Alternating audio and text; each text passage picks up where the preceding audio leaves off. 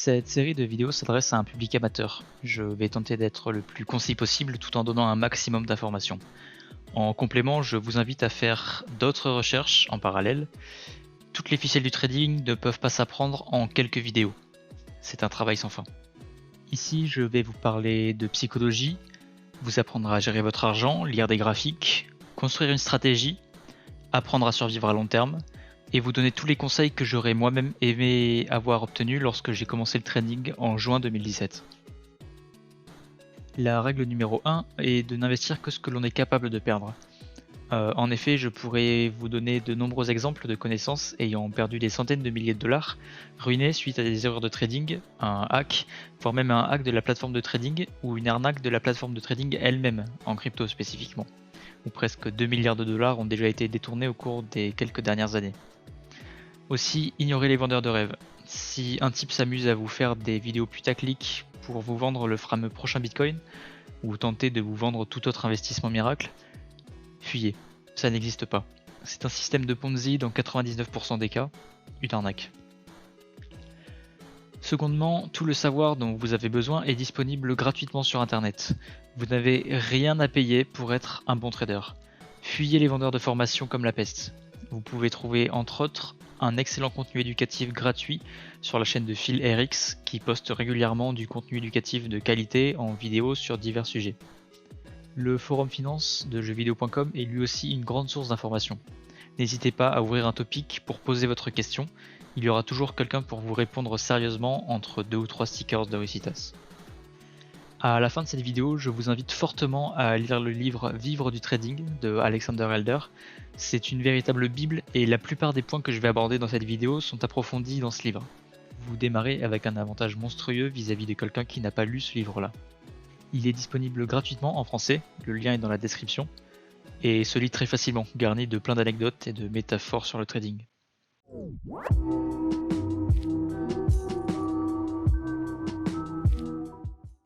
Avarice et goût du risque sont les principales motivations qui poussent à investir son argent en bourse. 90% des personnes qui se lancent finissent au moins perdants, au pire ruinés. L'activité de trading révèle chez l'être humain énormément de biais cognitifs. Le tout premier à apparaître chez un débutant, c'est la supériorité illusoire. C'est un type de biais cognitif par lequel une personne surestime ses propres qualités et capacités par rapport aux qualités et capacités identiques des autres personnes. Aucun, je dis bien aucun amateur, n'est initialement meilleur qu'un autre en trading. C'est la somme des connaissances qui va faire de vous un bon trader. La supériorité illusoire se transforme en véritable supériorité intellectuelle à partir du moment où vous entrez dans une phase d'apprentissage sérieuse. Et le visionnage de cette vidéo en est la porte d'entrée. On pourrait citer aussi le biais très connu de l'excès de confiance, mais pas besoin de vous faire un dessin et ça me fera moins de montage à réaliser. Un point tout particulièrement important à retenir est le suivant. Vous allez apprendre de vos erreurs. La meilleure des formations miracles ne remplacera jamais l'expérience. Le cerveau humain apprend surtout de ses erreurs. Si vous fréquentez le forum finance de jeuxvideo.com, vous remarquerez que le Gange est souvent cité dans les discussions. Se faire purifier par le Gange. Une référence à un fleuve sale, désagréable, mais sacré et mystique. Cela fait écho à ce sentiment de dégoût mais d'humilité lorsque l'on est confronté à une grosse perte de capital. Je l'ai moi-même déjà subi par le passé. On comprend soudainement nos erreurs, nos biais, nos faiblesses, et on en ressort généralement grandi et bien plus fort, plus apte à repartir sur le bon chemin. Vous passerez par là. Voilà donc un conseil. Entraînez-vous, pour commencer, avec peu d'argent.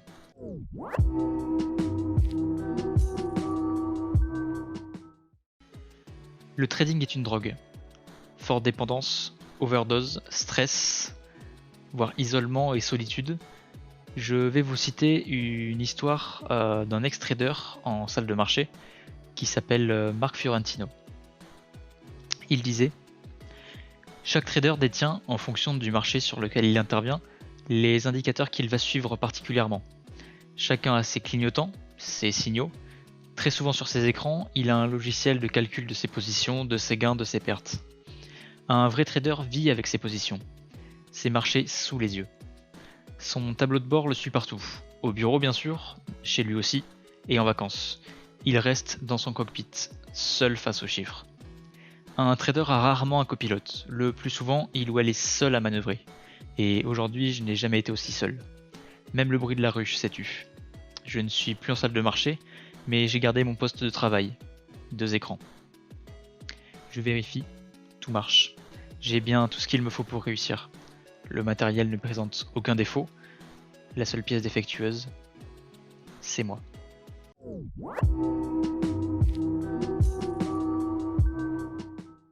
La psychologie de foule est la somme de toutes les psychologies individuelles et contrairement à cette dernière, la foule est prévisible. L'exemple le plus simple à aborder est la bulle spéculative. Chaque actif boursier connaît sa période de bulle spéculative. En ce moment, vous entendrez parler souvent du Bitcoin, évidemment. L'exemple le plus connu, à tel point qu'il en devient presque un running gag, c'est celui des tulipes. L'histoire se déroule au XVIIe siècle. À cette époque, c'est une fleur rare qui plaît beaucoup à la noblesse. L'engouement des riches pour la fleur n'est un secret pour personne, et les prix des bulbes de tulipes commencent à monter petit à petit.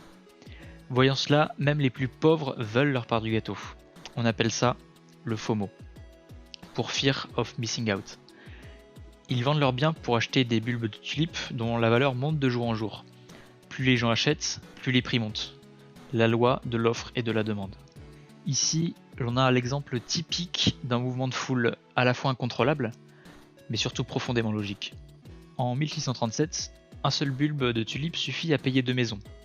Problème, bien sûr, il n'y a plus grand monde ayant les moyens d'en acheter à ces prix-là.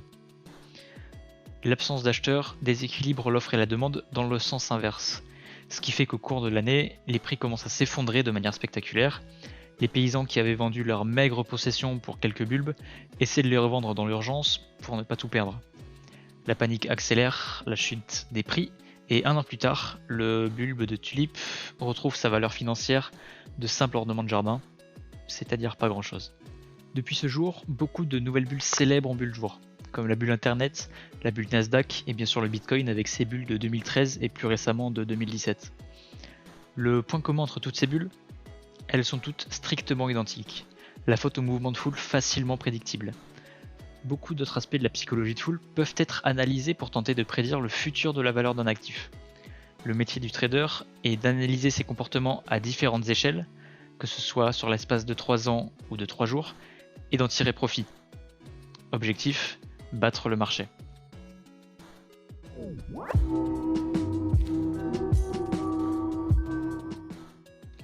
On va enfin entrer dans le vif du sujet, à savoir la thune. La diversification est le premier point que je vais soulever ici. Ne pas mettre toutes ses billes dans le même panier. Une bonne stratégie d'investissement commence par une bonne diversification. Peu importe dans quel panier vous mettez vos billes, l'important c'est d'en avoir plusieurs, au cas où l'un des paniers soit percé. Un exemple simple de diversification, au pif, 30% de crypto-monnaie, 70% PEA d'entreprises émergentes chinoises. Un PEA, c'est un ensemble d'actions d'entreprise regroupées en un seul portefeuille. C'est donc une diversification dans la diversification.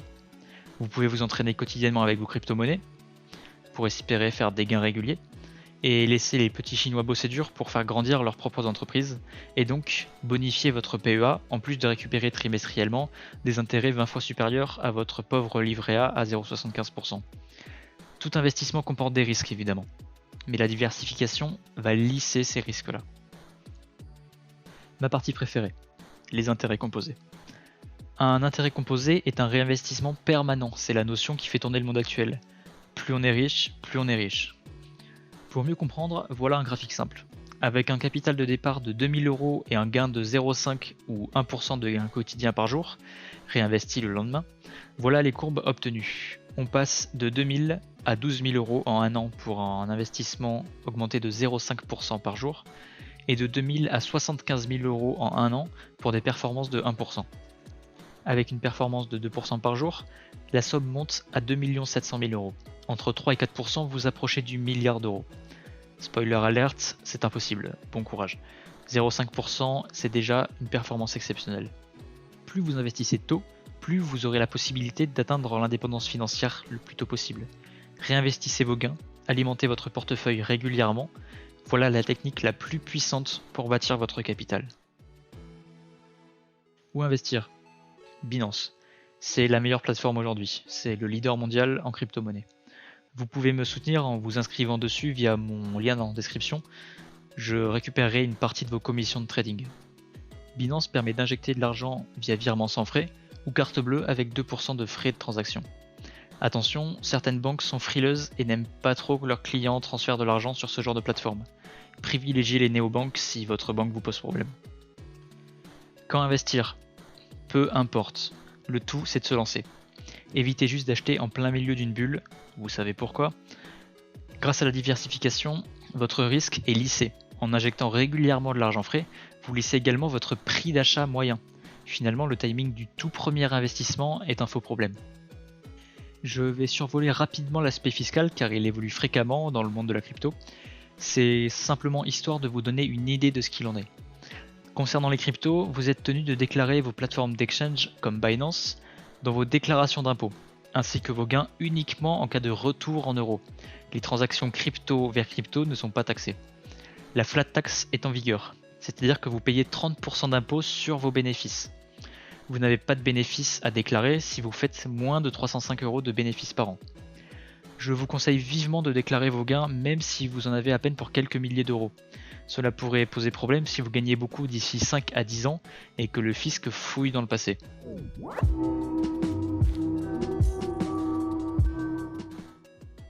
Comment évolue un graphique? On entre dans la partie technique, c'est la plus passionnante et c'est celle qui vous fera passer des nuits blanches. Le cours d'un actif, c'est la représentation visuelle au cours du temps de la somme de l'ensemble des décisions humaines. Chaque décision influe sur la courbe et crée ce qu'on appelle des candles, différentes selon la time frame, équivalent au temps que met la candle à s'ouvrir et à se fermer. 1 minute, 15 minutes, 1 heure, 4 heures, 1 jour. Etc. Chaque trader achète, certains vendent.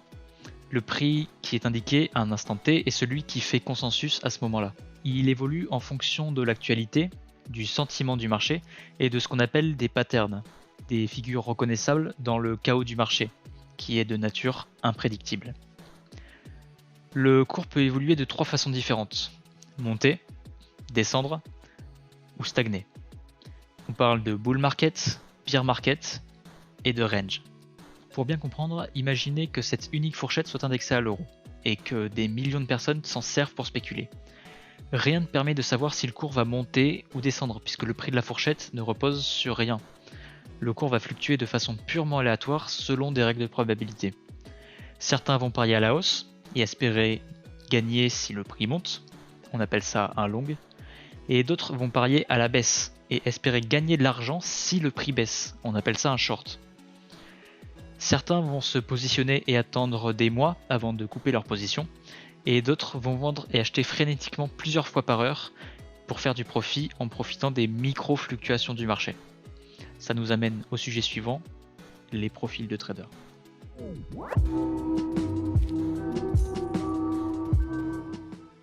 Il existe 5 grandes catégories de profils de traders. Vous pouvez bien sûr faire partie de plusieurs catégories à la fois. En premier, le holder. Il vise sur le long terme. Il va acheter à un instant T et revendre dans plusieurs mois ou voire plusieurs années. C'est la stratégie la plus simple, qui ne demande aucune connaissance technique, et d'ailleurs c'est la plus efficace. Le swing trader, c'est celui qui va jouer sur les tendances du marché pour acheter et vendre et faire du profit sur les grandes variations de prix. Ça commence à demander une expertise technique et fondamentale de la paire choisie.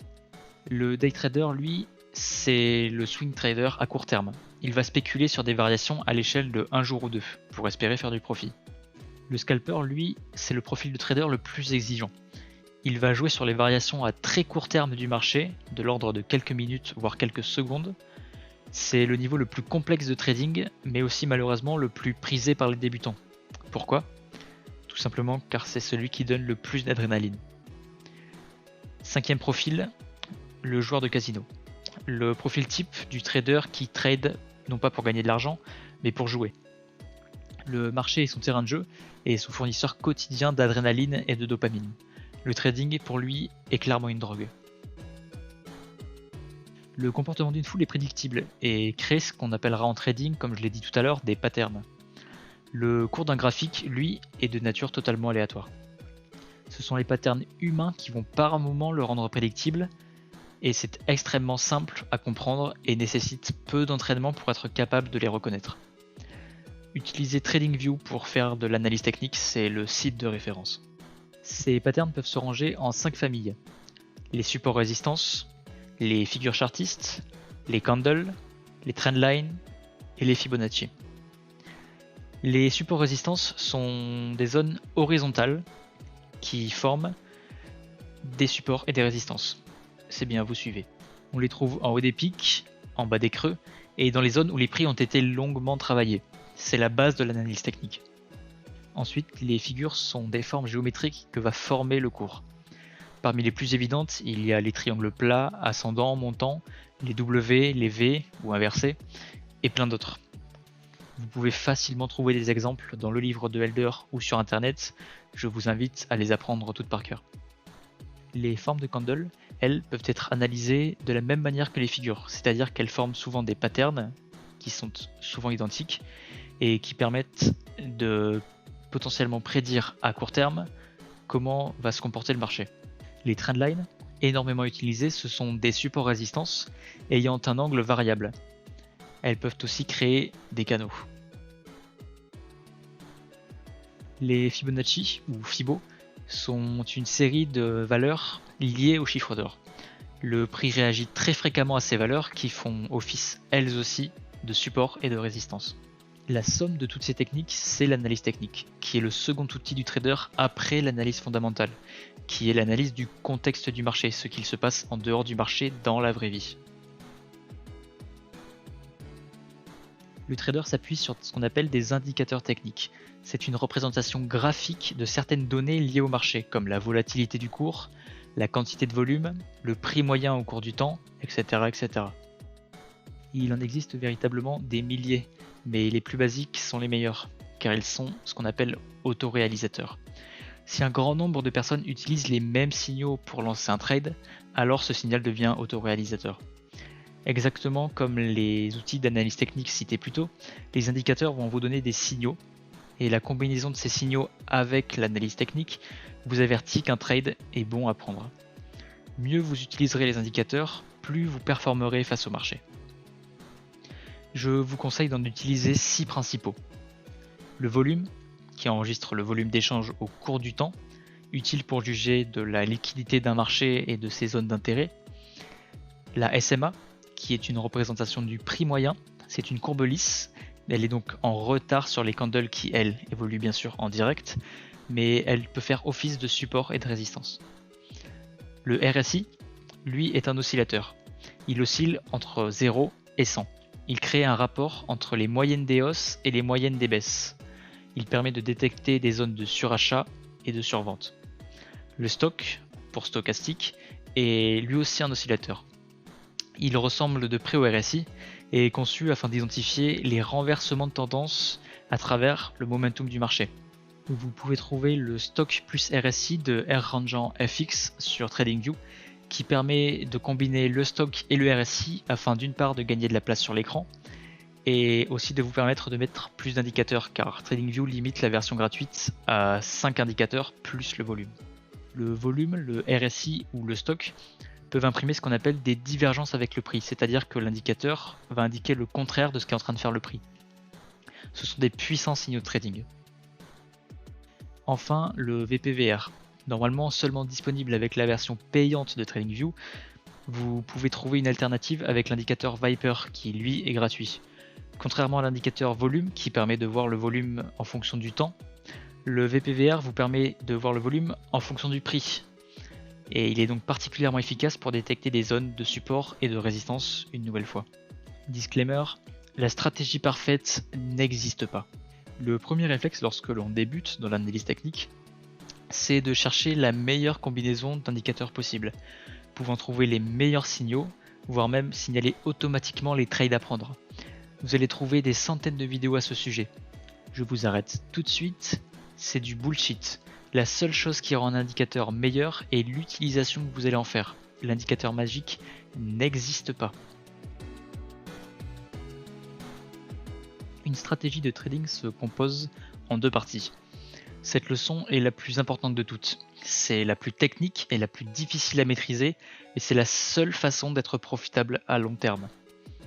Premièrement, c'est l'analyse technique que l'on a vu et deuxièmement, le risk management. Ce chapitre est primordial, mais délaissé par les débutants et même mal géré souvent par des traders avancés. L'ignorer est la plus grosse erreur que vous puissiez faire dans votre nouvelle vie de trader. Le risk management est un ensemble de techniques permettant d'obtenir une espérance de gain à long terme. Qu'est-ce que l'espérance de gain? C'est tout simplement la statistique qui permet de savoir si votre stratégie est profitable sur le long terme. Par exemple, l'espérance de gain d'un ticket à gratter de la Française des Jeux est de 0,6 en moyenne. Vous récupérez donc 60% de votre mise à chaque ticket gratté. C'est donc une stratégie perdante à long terme, sans blague. A contrario, une stratégie de trading bien rodée, couplée à un bon risk management, donne une espérance de gain supérieure à 1. Elle oscille généralement entre 1,01 et 1,02. Chaque trade va en moyenne vous faire gagner 1 à 2%.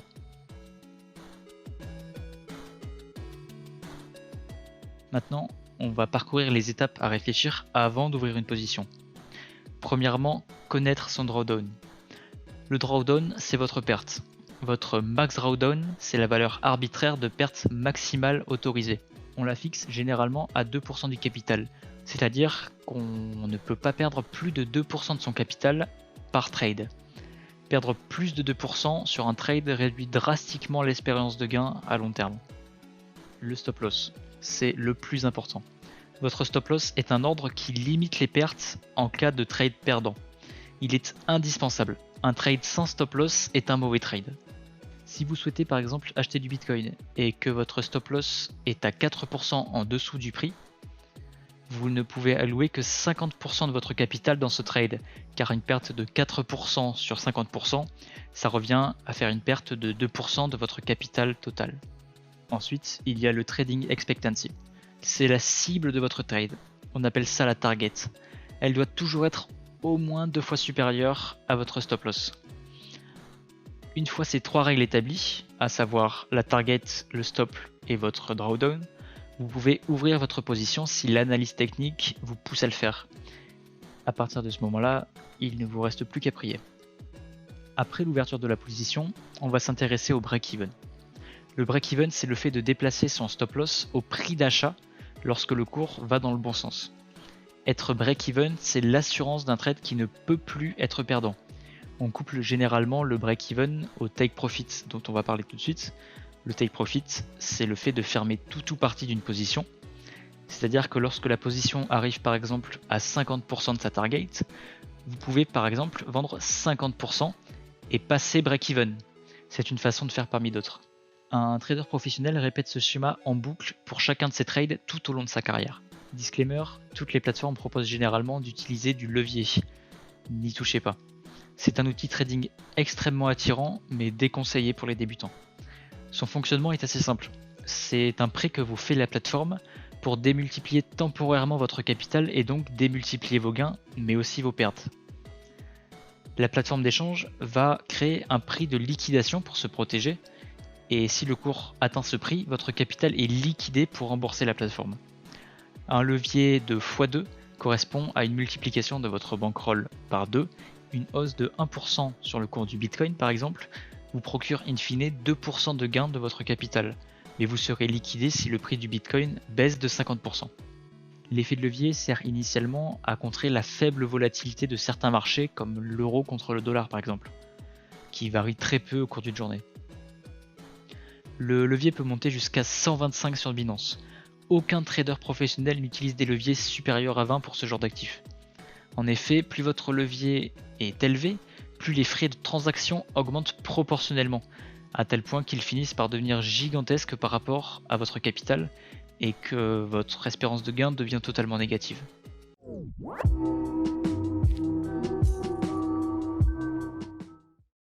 La gestion de ses émotions constitue 33% du travail en trading. 33 autres pourcents sont alloués pour le risk management et les 33% restants pour de l'analyse technique. On peut dire que le dernier pourcent restant correspond simplement à votre chance. Si un seul de ces facteurs n'est pas au point, vous ne pourrez pas être profitable à long terme. La bonne nouvelle, c'est que la gestion des émotions est simple lorsque l'analyse technique est bonne et que le risk management est respecté. En effet, il n'y a aucune raison de subir un stress excessif lorsque l'on est perdu dans la forêt, mais équipé d'une boussole et d'une carte. Un trader qui évolue sans ces outils va stresser excessivement et faire du trading compulsif. On retombe dans le joueur casino. Parmi les sentiments les plus courants qui peuvent nous tirailler lorsque l'on a une position ouverte, il y a la peur, le doute, la précipitation, l'impatience, la dépendance, le sentiment de supériorité et l'euphorie. Tous doivent être effacés. Le côté émotionnel de l'être humain est le pire ennemi du trader.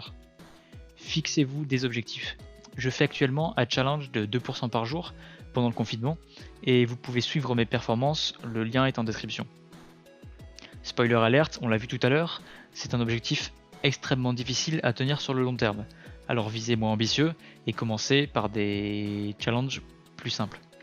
Ne cherchez pas à trop trader pour atteindre un objectif, c'est contre-productif. On entre rapidement en phase d'overtrading en faisant ça. Créez votre propre Google Sheets et entrez vos performances journalières ou hebdomadaires. Notez votre diversification et utilisez par exemple une application tierce. Plus vous avez de données personnelles, plus vous pouvez analyser et comprendre vos faiblesses et les optimisations à apporter à votre stratégie d'investissement. Vous pouvez commencer le trading avec de l'argent virtuel. TradingView intègre un paper trading qui vous permet de trader n'importe quel actif sans argent, afin de vous entraîner. Cependant, mettez-vous dans le crâne que trader avec du faux argent n'a rien à voir avec du trading avec du vrai argent, puisque tout le côté sentimental du trading est effacé. Est-il possible de vivre du trading? Moi, je pense que la question, elle est vite répondue. N'espérez pas vivre du trading même avec un capital de 100 000 euros, qui pour moi est le minimum pour espérer gagner un SMIC par mois de façon plus ou moins safe, sans avoir en parallèle de l'immobilier ou une entreprise qui fonctionne déjà. En effet, avoir 100 000 euros de capital au total et jouer ces 100 000 euros en trading, c'est du suicide, personne ne fait ça. Vivre du trading est l'étape ultime et c'est sans doute encore loin devant vous. D'ici combien de temps est-ce que je peux estimer que je suis un bon trader? Un trader confirmé continue de se former tout au long de sa carrière, mais comptez 1 à 2 ans de trading intensif avant de pouvoir réellement vous considérer comme un bon trader. Pour peu que vos chiffres soient bons, évidemment. Je vous conseille de commencer par du hold et garder une faible partie de votre capital pour du day trade. Cherchez par exemple à réaliser un trade par jour, ou aucun si aucune occasion ne se présente, avec les meilleures conditions graphiques possibles, et en respectant votre risque management évidemment. Tous les conseils de cette vidéo forment le support fondamental sur lequel vous devez vous baser pour approfondir vos recherches par la suite. Dites-moi en commentaire si un sujet vous intéresse en particulier, que je puisse le traiter en vidéo. Et n'hésitez pas à me contacter personnellement sur le forum finance sous le pseudo HoldETH. Je me ferai un plaisir de répondre à vos questions. Restez curieux et n'oubliez pas vos stop loss. À la prochaine.